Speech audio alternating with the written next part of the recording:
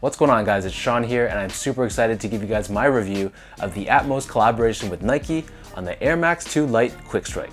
So before we go on any further with today's video, I just want to give a huge thank you over to Livestock. So they surprised me with this pair. It was completely out of the blue, and to be honest with you guys, I don't even know if they're going to be selling this shoe in their own stores. So huge thank you and much love goes out to the Livestock family. So jumping back into the shoes, collaborations between Atmos and Nike usually result in a very good thing. And I think in this case, despite being a very loud sneaker, they still live up to their reputation. Straight off the bat, as you can see, this left shoe and the right shoe, they're different from one another.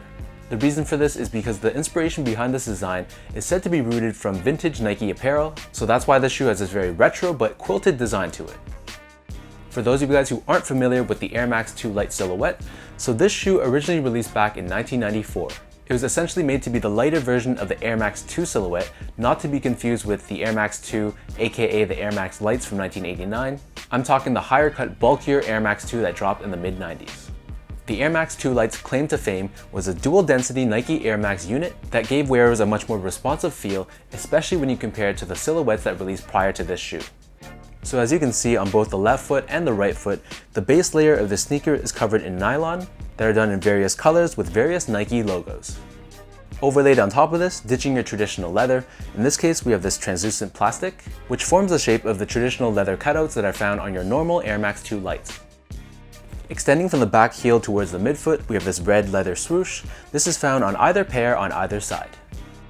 As I flip these over to the back, so once again we have that clear plastic, and you can see we have the Nike Air logo made out of that same material.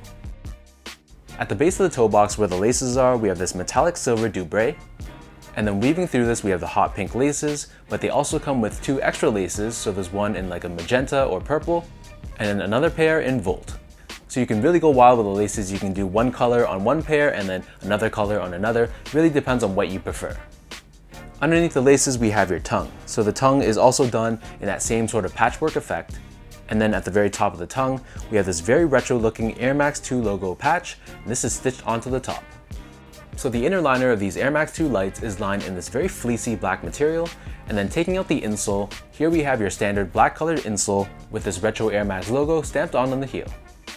So the upper of these Air Max 2 Lites sits atop this full-length Phylon foam midsole. Encapsulated within the midsole, we have Nike Air technology, so this is visible underneath the heel. And as I mentioned earlier from the start, this is dual density, meaning it's a bit more firm around the outer edges, and there's a little bit less pressure, aka softer, in the middle. You might also notice that the airbag on the back has this pink Nike swoosh. Flipping these over to the bottom, so here we have your outsole. So we have these rubber overlays in purple on the forefoot and blue on the bottom heel, and then this white portion is just exposed foam with the Air and Nike swoosh logos debossed within it. In terms of sizing, so my feet measures as a true size 10, slightly on the wider side, and I typically wear a 10.5 in most of my Air Maxes. So that includes models like the Air Max 1, the 95, the 97, and even newer models like the Vapor Max. However, Livestock sent me these in a size 10, which is my true size, and I do gotta say they fit me very, very well. If anything, these guys even run a little bit on the bigger side, so I definitely wouldn't go up a half size, and I'd recommend true to size, or in some extreme cases, a half size down. Comfort-wise, so despite being a shoe from 1994, this shoe actually holds up pretty well from a comfort standpoint. Phylon foam, which is foam still used today, holds up very well, and you can feel the compression of the airbag underneath your heel much more, especially compared to other models like the Air Max 1 or Air Max 90.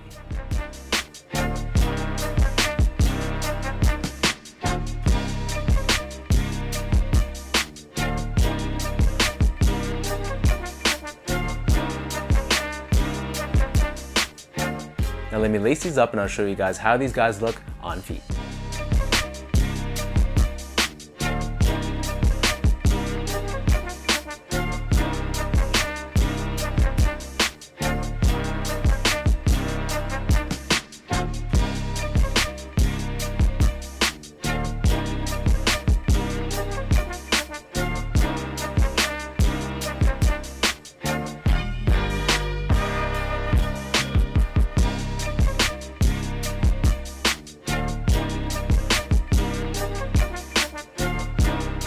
Obviously, this is a very, very loud sneaker, and it's probably now the loudest shoe in my collection.